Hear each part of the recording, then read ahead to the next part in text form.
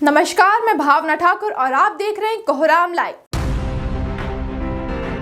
झारखंड के गिरिडीह में श्री सम्मेद शिखर तीर्थ स्थल ही रहेगा। केंद्र सरकार ने आज संबंधित अधिसूचना जारी कर दी है। केंद्रीय मंत्री भूपेंद्र यादव ने ट्वीट कर जानकारी शेयर की है। अधिसूचना में बताया गया कि पारसनाथ में कोई बदलाव नहीं होगा, तीर्थ क्षेत्र में कोई निर्माण कार्य नहीं होगा और स्थल की पवित्रता बनाए रखने के लिए वहां होटल, ट्रैकिंग और नॉनवेज पर रोक रहेगी। यहाँ याद दिला दें कि पारसनाथ को पर्यटक स्थल घोषित किए जाने के बाद से देश भर में जैन समाज के लोग काफी दुखी थे। बीते कुछ दिनों से जगह जगह लोग सड़कों पर उतर आए थे। रांची में मौन रैली निकाली गई थी। जैन समाज के सैकड़ों लोगों ने राज्य सरकार और केंद्र सरकार से फैसले को वापस लेने की मांग की थी। वहीं आज सीएम हेमंत सोरेन ने भी केंद्र को पत्र लिखकर पारसनाथ को तीर्थ स्थल ही रहने का आग्रह किया था। सीएम हेमंत सोरेन ने साहिबगंज में लाभुकों को अलग अलग योजनाओं की सौगात दी। करीब 61 करोड़ 25 लाख रुपए की योजनाओं का शिलान्यास किया। वहीं सेविका और सहायिकाओं को अपॉइंटमेंट लेटर भी दिया। मौके पर सीएम हेमंत सोरेन ने कहा कि योजनाओं को कागजों और फाइलों में नहीं, धरातल पर उतारा जा रहा है। ग्रामीण परिवेश को मजबूत करने का काम सरकार कर रही है। अब गांव में ही जरूरी दवाइयों का जुगाड़ होगा। गांव के ही नौजवान दवा दुकान खोल सकेंगे। इसकी व्यवस्था सरकार करने जा रही है। सीएम ने कहा कि किसानों को खेतों से जोड़ने और मजदूरों को अपने गांव घर में ही काम देने की कोशिश में सरकार जुटी है। शिविर लगाकर लोगों को योजनाओं से जोड़ने का अभियान फिर शुरू किया जाएगा। रामगढ़ उपचुनाव आगामी 1-2 महीने के भीतर हो सकते हैं। ऐसे संकेत मिल रहे हैं कि चीफ इलेक्शन ऑफिसर के रवि कुमार आने वाले शुक्रवार को रामगढ़ में जिला निर्वाचन पदाधिकारी और उप निर्वाचन पदाधिकारियों के साथ बैठक करेंगे। इसके बाद चुनाव की तैयारियों का जायजा लेंगे। के रवि कुमार ने संकेत दिए कि सब कुछ ठीक ठाक रहा तो 1-2 महीने के अंदर चुनाव करा लिए जाएंगे। भारत निर्वाचन आयोग उपचुनाव के लिए तैयार है। यहाँ याद दिला दें कि गोला गोलीकांड मामले में हजारीबाग सिविल कोर्ट ने रामगढ़ विधायक ममता देवी को 5 साल की सजा सुनाई है। इसके बाद ममता देवी की विधानसभा सदस्यता रद्द कर दी गई। अब रामगढ़ सीट खाली है। दिल को झकझोर देने वाले दिल्ली कंझावला केस में अरेस्ट हुए 5 संदेही गुनहगारों की पुलिस रिमांड बढ़ा दी गई। मेट्रोपॉलिटन मजिस्ट्रेट सानिया दलाल ने दिल्ली पुलिस को और 4 दिनों की कस्टडी दी है। इससे पहले वे 3 दिनों की रिमांड पर थे। इन्वेस्टिगेटिंग ऑफिसर ने सुनवाई के दरमियान बताया कि जिस 13 किलोमीटर लंबे रास्ते पर अंजलि को कार से टक्कर मारने के बाद घसीटा गया था, उसकी जांच अभी पूरी नहीं हुई है। यहाँ याद दिला दें कि 31 दिसंबर की रात स्कूटी से जा रही 20 साल की अंजलि सिंह को कार से टक्कर मार दी गई थी। आरोपी उसे घसीटते हुए 13 किलोमीटर तक ले गए थे, जिससे अंजलि की मौत हो गई थी। अंजलि की डेड बॉडी कंझावला में सड़क पर मिली थी। उसके शरीर के हिस्से कुचले हुए थे, वहीं बदन पर एक कपड़ा तक नहीं था। 1 जनवरी 2024 को अयोध्या में राम मंदिर तैयार मिलेगा। इस बात का ऐलान आज यानी गुरुवार को केंद्रीय गृह मंत्री अमित शाह ने किया है। यहाँ याद दिला दें कि राम मंदिर के लिए कानूनी लड़ाई 135 सालों से ज्यादा लंबी चली है। साल 2019 में सुप्रीम कोर्ट ने इस लड़ाई पर विराम लगा दिया था। सुप्रीम कोर्ट के आदेश के अनुसार एक ट्रस्ट बनाकर भव्य राम मंदिर का निर्माण किया जा रहा है। साल 2020 के 5 अगस्त को पीएम मोदी ने राम मंदिर निर्माण के लिए भूमि पूजन किया था।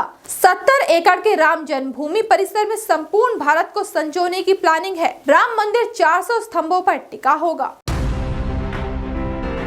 रामगढ़ की महिला थानेदार मेजरी बुरवा घूस लेते धरा गई। हजारीबाग एसीबी की टीम ने उसे पैसे लेते रंगे हाथ दबोचा। इल्जाम है कि वह एक केस में मदद करने के नाम पर 10,000 रुपए घूस ले रही थी। हजारीबाग एसीबी को एक शख्स ने लिखित शिकायत की थी कि केस में मदद करने को लेकर महिला थानेदार ने पैसों की डिमांड की है। मिली शिकायत पर एक्शन में आई एसीबी की टीम रामगढ़ थाना पहुंची और थानेदार के चैम्बर में फाइल में रखे 10,000 रुपए के साथ थाना प्रभारी को अरेस्ट कर लिया। एसीबी की टीम थानेदार को अपने साथ हजारीबाग ले गई। राजधानी रांची के व्यस्त इलाकों में एक हिंदपीढ़ी से 7 अपराधियों को धर लिया गया। इनके पास से 3 देसी कट्टा, 6 जिंदा गोलियां, एक स्कॉर्पियो और 3 एंड्रॉइड मोबाइल फोन जब्त किए गए। राज्य पुलिस कप्तान किशोर कौशल को हौले से बताया गया था कि कुछ क्रिमिनल्स राजधानी में बड़ी वारदात को अंजाम देने वाले हैं। ये काले रंग के स्कॉर्पियो में घूम रहे हैं। पुलिस कप्तान ने कोतवाली डीएसपी प्रकाश सोई की देखरेख में एक टीम बनाई। बीती देर रात हिंदपीढ़ी के छोटा तालाब खेत मोहल्ला के पास से गाड़ियों की चेकिंग शुरू की गई। चेकिंग के दरमियान सामने आती हुई एक काले रंग की स्कॉर्पियो को रोका गया। तलाशी ली गई तो अंदर बैठे 7 लोगों के पास अवैध हथियार और गोलियां मिली। सभी को अरेस्ट कर जेल भेज दिया गया। पकड़े गए 7 अपराधियों का आपराधिक इतिहास रहा है।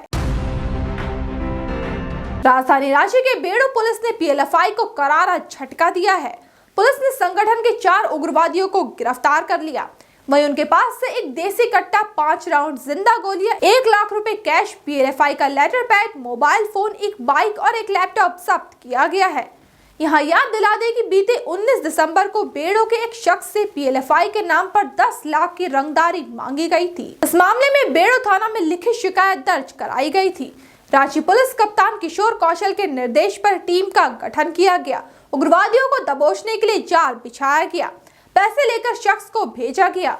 शख्स ने उसे पैसे दे दिए जिसे उसे देने को पीएलएफआई ने बोला था। वह पैसे देकर निकल गया। उसके निकलने के बाद वहां छुपी पुलिस ने उग्रवादियों का पीछा कर उसे दबोच लिया। कांड में शामिल कुल 4 लोगों को अरेस्ट किया गया है। कोरोना के ओमिक्रॉन के नए वेरिएंट ने भारत में भी एंट्री कर ली है। बीते 24 दिसंबर से 3 जनवरी के बीच कुल 124 बाहर से आए यात्री कोरोना पॉजिटिव पाए गए। इनमें ओमिक्रॉन के 11 सब वेरिएंट पाए गए। आधिकारिक सूत्रों ने इसकी जानकारी दी है। सूत्रों के अनुसार 124 संक्रमितों के सैंपल जीनोम सीक्वेंसिंग के लिए भेजे गए, जिनमें से 40 की रिपोर्ट आ चुकी है। 14 सैंपल में XBB सहित XBB सब वेरिएंट मिले हैं, जबकि एक सैंपल में BF7.4.1 सब वेरिएंट वायरस मिला है। इधर केंद्रीय स्वास्थ्य मंत्री मनसुख मांडविया ने देश के लोगों से बेवजह न घबराने की अपील की है। वहीं सतर्क रहने और सरकार द्वारा जारी गाइडलाइंस का पालन करने को कहा है। केंद्रीय मंत्री अमित शाह कल यानी 6 जनवरी को झारखंड दौरे पर आ सकते हैं। उनके आगमन को लेकर शासन प्रशासन अलर्ट मोड में है। गुरुवार की शाम रांची एयरपोर्ट से लेकर होटल रेडिएशन ब्लू तक कारकेड रिहर्सल किया गया। 6 जनवरी को रांची के बिरसा मुंडा एयरपोर्ट पर पहुंचने के बाद गृह मंत्री का काफिला किस रूट से होटल रेडिएशन ब्लू जाएगा और फिर वहां से किस रूट से वापस एयरपोर्ट पहुंचेगा, इसकी पूरी रिहर्सल गुरुवार को की गई। रांची एयरपोर्ट पर होम मिनिस्टर के कारकेड में शामिल होने वाली सभी गाड़ियों की सुरक्षा जांच के बाद रिहर्सल शुरू की गई। एयरपोर्ट से निकलने के बाद काफिला बिरसा चौक, सैटेलाइट चौक होते हुए अरगोड़ा चौक पहुंचा। उसके बाद अशोक नगर होते हुए होटल रेडिएशन ब्लू पहुंचा। इस दौरान एयरपोर्ट से लेकर होटल तक उन तमाम सुरक्षा ड्रिल को सड़क पर उतारा गया जो केंद्रीय गृह मंत्री के आगमन के दौरान देखने को मिलेंगे। एशियन क्रिकेट काउंसिल ने 2023-24 के लिए क्रिकेट कैलेंडर जारी कर दिया है। काउंसिल के अध्यक्ष जय शाह ने गुरुवार को ट्वीट कर यह जानकारी दी। उन्होंने ये भी पुष्टि की कि मेंस एशिया कप 2023 सितंबर में आयोजित किया जाएगा। इसमें भारत और पाकिस्तान को एक ही ग्रुप में रखा गया है। इस मल्टीनेशनल टूर्नामेंट का आयोजन 50 ओवर्स के फॉर्मेट में होगा। पिछली बार यह T20 के फॉर्मेट में खेला गया था। मेंस एशिया कप 2023 पाकिस्तान में होगा या नहीं, इस बात पर खुलासा अभी नहीं किया गया। जय शाह के ट्वीट के अनुसार सितंबर में होने वाले वनडे एशिया कप में कुल 6 टीमें होंगी। इन्हें 2 ग्रुपों में बांटा गया है। एक ग्रुप में भारत, पाकिस्तान और क्वालिफायर 1 है। वहीं दूसरे ग्रुप में श्रीलंका, बांग्लादेश और अफगानिस्तान है। लीग स्टेज में कुल 6 मैच होंगे। लीग स्टेज से एक ग्रुप से 2 टीमें अगले दौर में पहुंचेंगी। फिर राउंड रॉबिन फॉर्मेट में सुपर 4 होगा। इस दौरान 4 टीमों के बीच कुल 6 मैच होंगे। फिर फाइनल्स होगा। टूर्नामेंट में कुल 13 मैच होंगे। ऐसे ही दिन भर की बड़ी खबरों के लिए जुड़े रहिए कोहरामलाइव.com के साथ।